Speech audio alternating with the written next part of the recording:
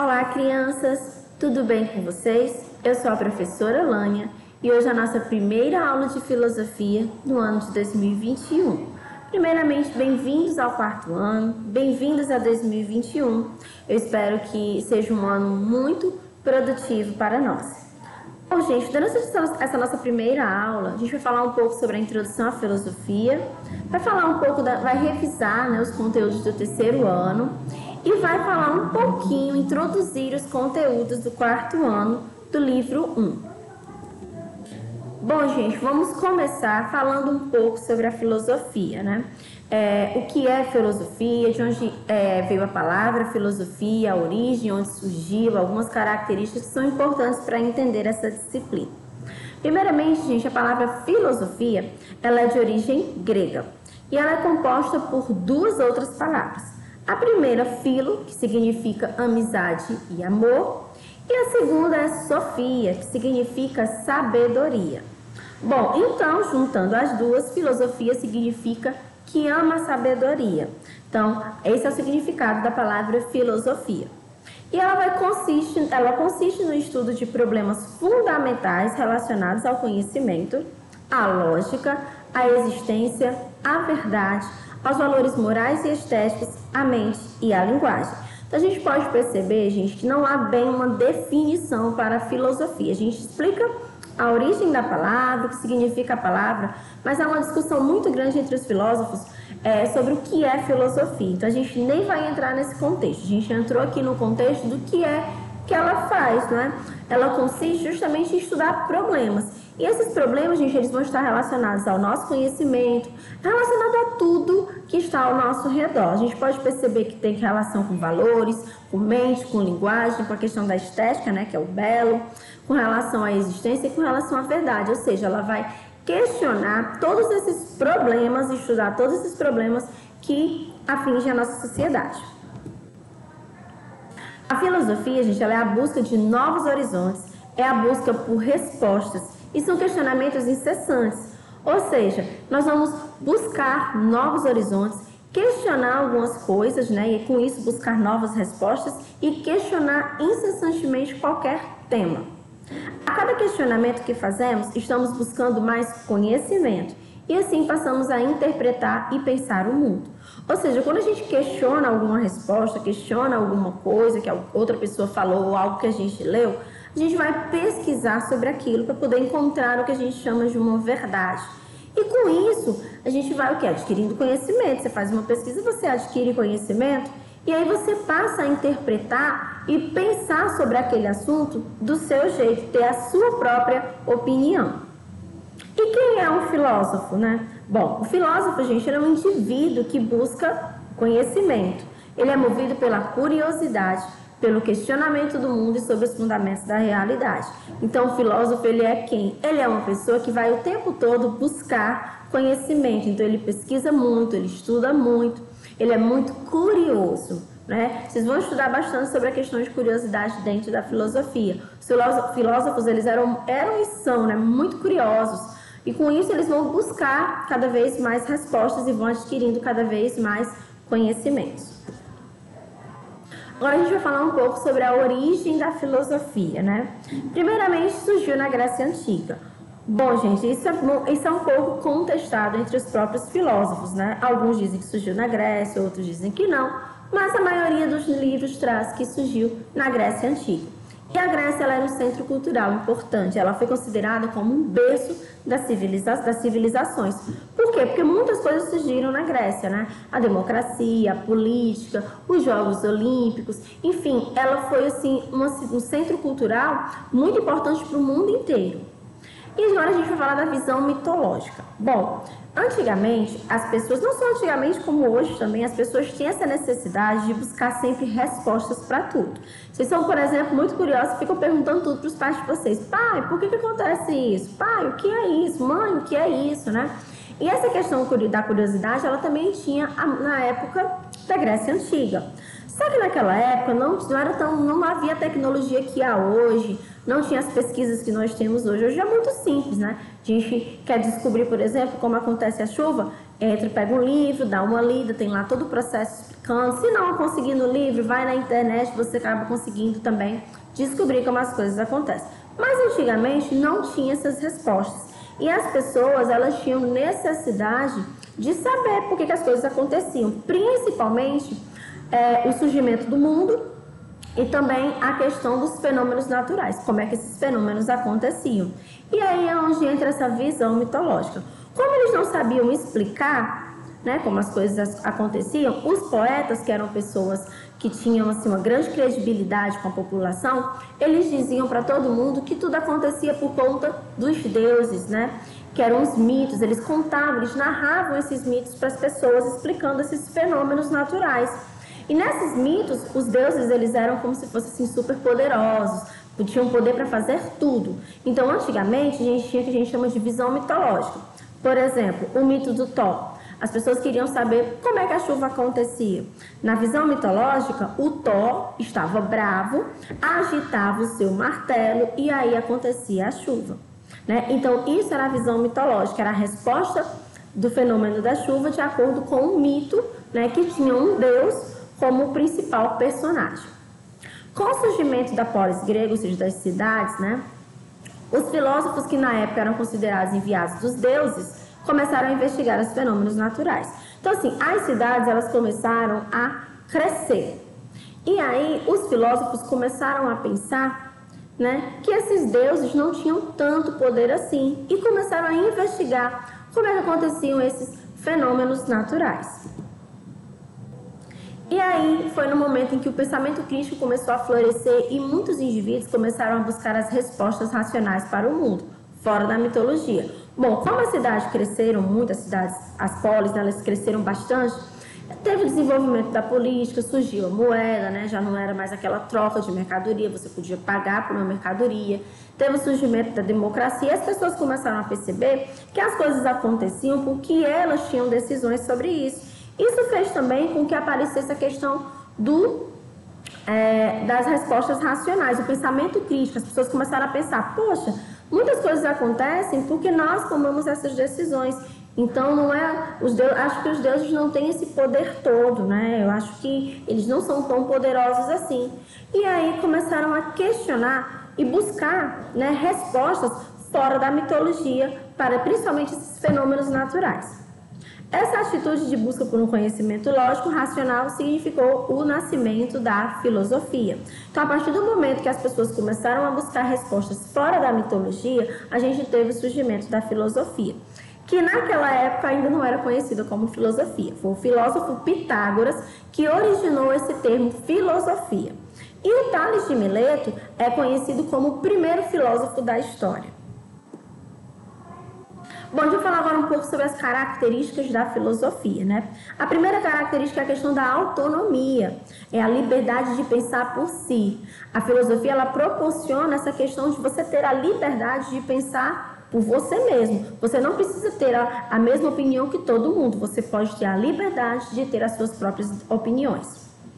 A radicalidade também, ela está dentro desse processo da filosofia, porque você vai analisar as questões e entender o verdadeiro porquê de determinada situação. Ou seja, essa questão de radicalidade é você ir buscar o verdadeiro porquê daquela situação. Historicidade também é uma das características presentes na filosofia, porque ela vai mostrar a posição dos filósofos do passado e do presente. Ou seja, você vai na história conhecer o pensamento de vários filósofos. E com isso você vai estabelecer um diálogo entre o conhecimento histórico e o pensamento presente. É como se você voltasse no tempo para ver o que os filósofos pensavam sobre aquele assunto e aí você vai comparar com o pensamento atual. Próxima característica é a universalidade.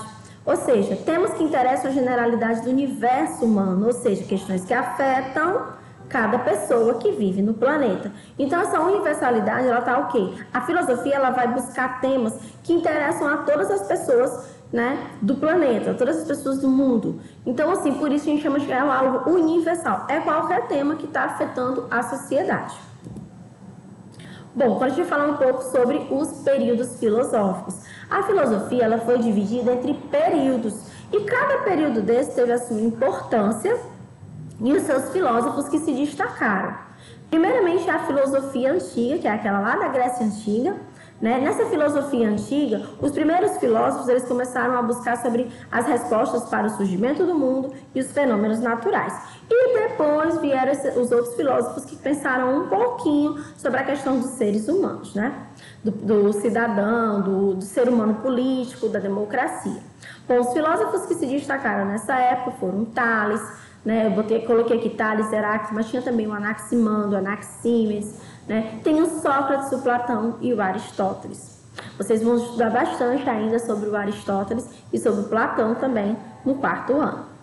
Por segundo, a gente tem a filosofia medieval, que a gente tem os filósofos que se destacaram, que foi o Santo Agostinho, ou Agostinho de Hipona, que era o nome dele, mas ele ficou conhecido como Santo Agostinho, e o São Tomás de Aquino.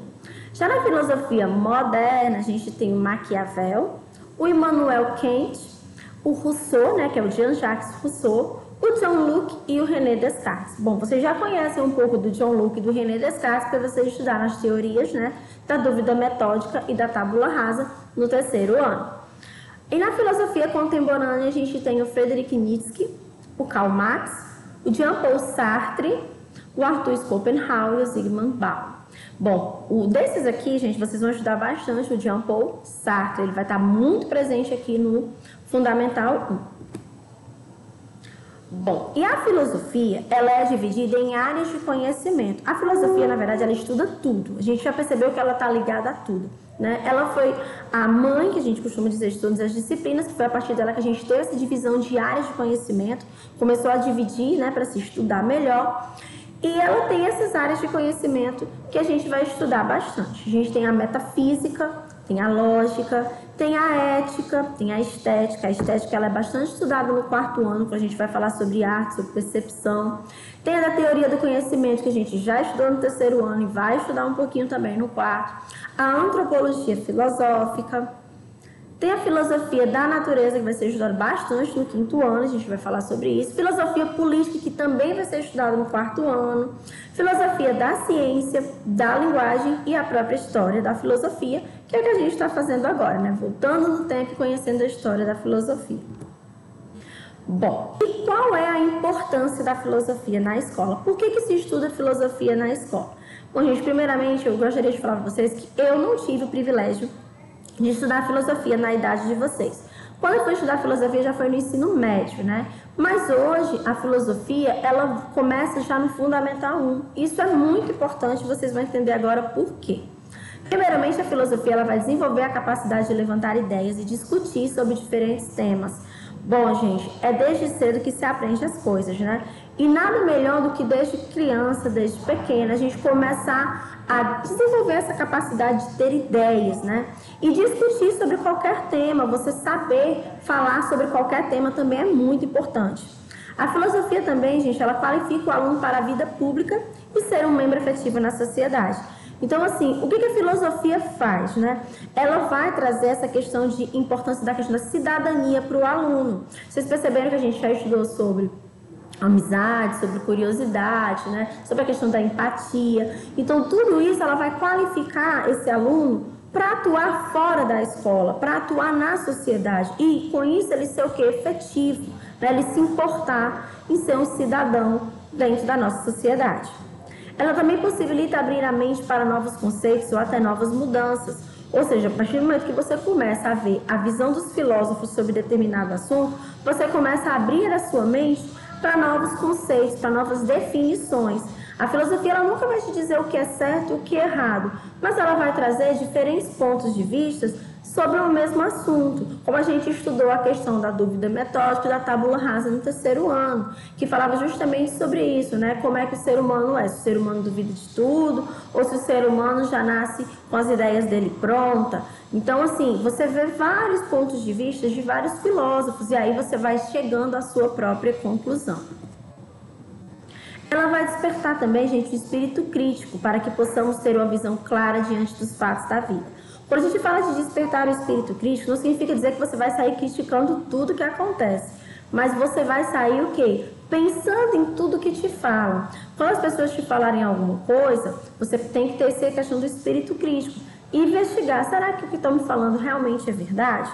Por exemplo, quantas vezes a gente vê a questão da fofoca na escola e acaba gerando uma confusão enorme, né? Um colega fala uma coisa e você logo acredita, ao invés de você ter essa questão desse espírito crítico. Deixa eu ver se o que ele está falando é verdade, deixa eu dar uma investigada, deixa eu falar com outra pessoa para ver se realmente o que estão me falando é verdade. Isso é ter espírito crítico. E quem tem espírito crítico aprende muito a ouvir os outros, né? Desenvolver uma maneira autônoma de pensar sobre diversos assuntos, impulsionando o conhecimento. Essa maneira autônoma de pensar significa a sua maneira de pensar. Você passa a pensar por você. Você não pensa mais através da opinião dos outros. Você vai ter as suas próprias opiniões. E isso é muito importante na nossa vida. Bom, no terceiro ano, a gente vai falar agora um pouco sobre o que vocês viram no terceiro ano, né? Primeiramente, foi a questão da curiosidade. A gente estudou sobre a curiosidade, as consequências, né? Que eram os benefícios e os malefícios das consequências. A gente falou sobre a caixa de Pandora, né? Que ela ficou muito curiosa com o que tinha na caixa, acabou abrindo a caixa, mesmo recebendo todas as instruções de não abrir, e libertou todos os males do mundo que a gente conhece até hoje. Então, nessa questão da curiosidade, ele fala da importância da gente ser curioso, né? E fala também dos cuidados que nós devemos ter ao ser curioso, e aí traz como exemplo a caixa de Pandora. Fala também sobre essa questão dos tipos de conhecimento, que é como a gente pode estar buscando conhecimento, né? Como é que a gente pode estar adquirindo conhecimento. E aí ele fala que a gente pode conhecer as coisas através da curiosidade, quando a gente está curioso sobre aquele assunto, a gente vai pesquisa sobre ele, e sobre os sentidos também.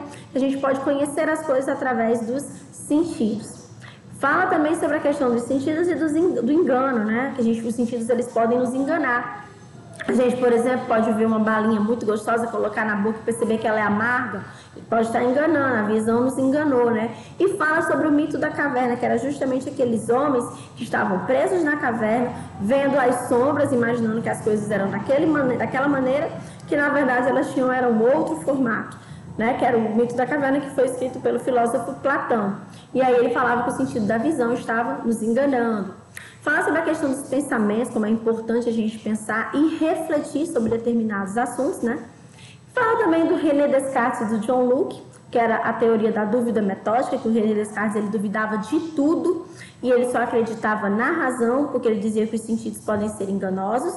E da tábula rasa, que dizia que a gente não nasce pronto e tudo que a gente vai fazendo vai escrevendo a nossa história, que era a teoria do John Locke.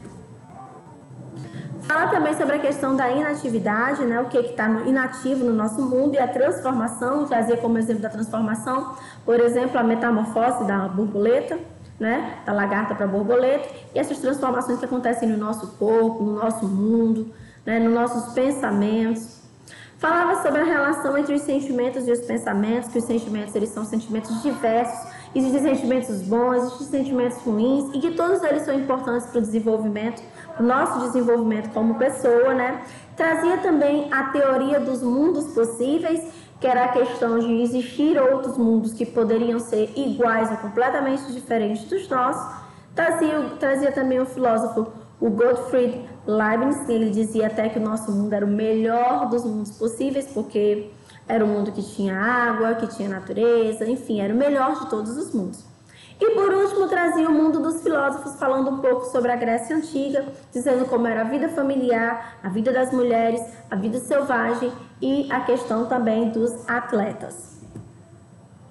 Bom, já no quarto ano, no livro 1, a gente vai estudar um pouco sobre a questão da argumentação, como é importante argumentar, né? Vai falar sobre concordar e discordar, quando a gente pode estar concordando ou discordando de um determinado assunto.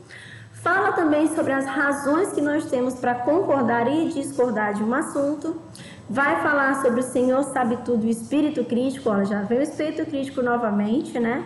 E vai falar sobre as falácias lógicas, que eram justamente esses argumentos que são muito fracos, que não convencem ninguém. E vai trazer o filósofo Chen Perelman, que vai falar sobre a importância de se ter bons argumentos na nossa vida. Bom, gente, eu vou me despedindo de vocês com uma frase do Immanuel Kant muito importante, que não se ensina filosofia, ensina-se a filosofar. Ou seja, a gente traz a filosofia para a escola, para ensinar, para desenvolver nos nossos alunos a capacidade de pensar, de questionar, né, e adquirir conhecimento através desse método. Então, assim, eu espero que vocês tenham gostado da nossa aula, estudem bastante, se dediquem, porque é importante, e também espero vê-los em breve, tá bom, gente? Um grande abraço e até a próxima. Tchau, pessoal!